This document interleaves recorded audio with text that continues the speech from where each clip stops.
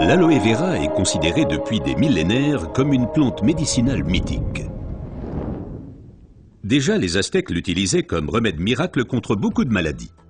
Dans la médecine populaire, elle est connue pour ses propriétés désintoxicantes, purifiantes, dégraissantes et désacidifiantes. Aujourd'hui, on sait également qu'elle exerce une influence positive à la fois sur le taux de sucre et le taux de graisse dans le sang, par exemple le cholestérol. Mais il faut préciser qu'il existe différentes sortes d'aloe vera. La véritable aloe vera, l'aloe barbadensis, est un lys du désert et est cultivée dans les régions sèches, notamment en Amérique centrale et en Amérique du Sud.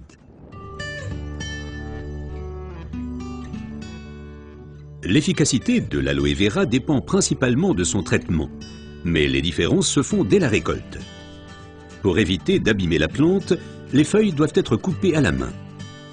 Comme la pellicule supérieure de la feuille contient de l'aloïne toxique qui protège la plante contre les animaux et a un effet laxatif pour l'être humain, il faut bien séparer l'enveloppe du gel intérieur. Le gel est du reste l'élément le plus précieux de l'aloe vera. Il contient à lui seul plus de 150 composants importants et bénéfiques pour la santé tels que vitamines, enzymes, polysaccharides et oligoéléments. Et c'est précisément cette combinaison unique, cette association de différentes substances qui entraîne l'effet médicinal. L'un des composants les plus importants est l'acémanal. Il a une influence positive sur le système immunitaire et diminue d'autre part les inflammations et les radicaux libres. Le résultat, une amélioration de l'apport en oxygène. Observons ce phénomène de plus près. Le sang assimile l'oxygène dans le poumon et le transporte à travers les vaisseaux sanguins vers les cellules.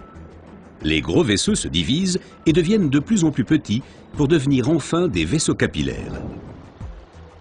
Les capillaires sont les plus petits vaisseaux sanguins. C'est là qu'a lieu le transfert de l'oxygène du vaisseau sanguin vers les cellules.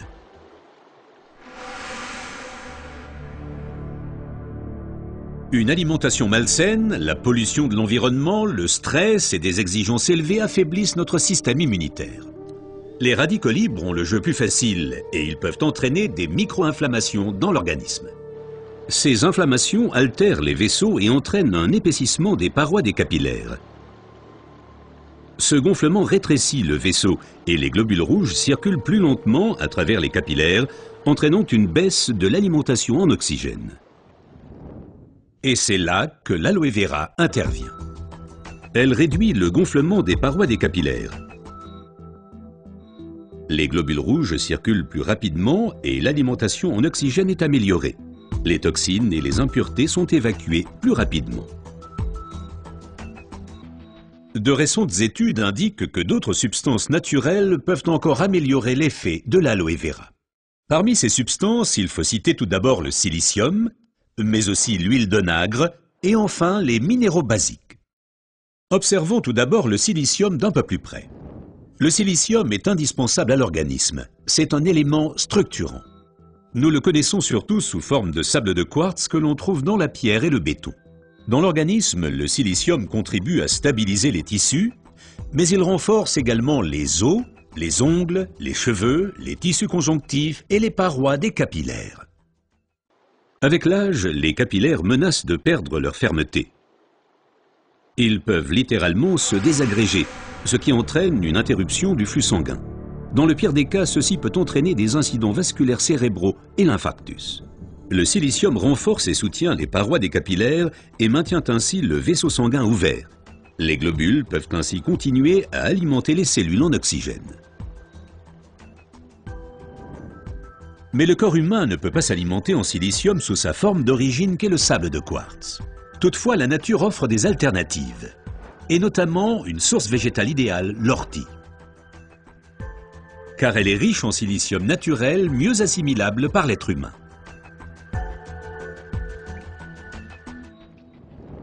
Une oxygénation optimale ne dépend pas uniquement des capillaires, mais aussi et surtout de l'état du sang. Le sang ne peut bien circuler dans les vaisseaux capillaires que s'il est suffisamment fluide.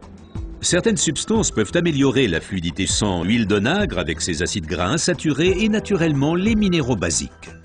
Les acides gras insaturés sont des fluidifiants du sang. Ils empêchent les globules de s'agglutiner et donc un épaississement du sang. Les minéraux basiques soutiennent l'élasticité des globules rouges et facilitent ainsi leur passage à travers les capillaires. Ces deux éléments améliorent la fluidité du sang et garantissent ainsi son alimentation optimale en oxygène. Permettez-moi de récapituler. Une oxygénation satisfaisante de nos cellules est une condition importante de notre santé et permet également de prévenir les maladies graves. L'aloe vera et son effet décongestionnant améliorent l'oxygénation. Le silicium renforce les parois des capillaires et garde le vaisseau sanguin ouvert. Cet effet est renforcé par l'huile d'onagre et aussi par les minéraux basiques. Ce que la médecine populaire savait depuis longtemps est maintenant confirmé par la recherche moderne.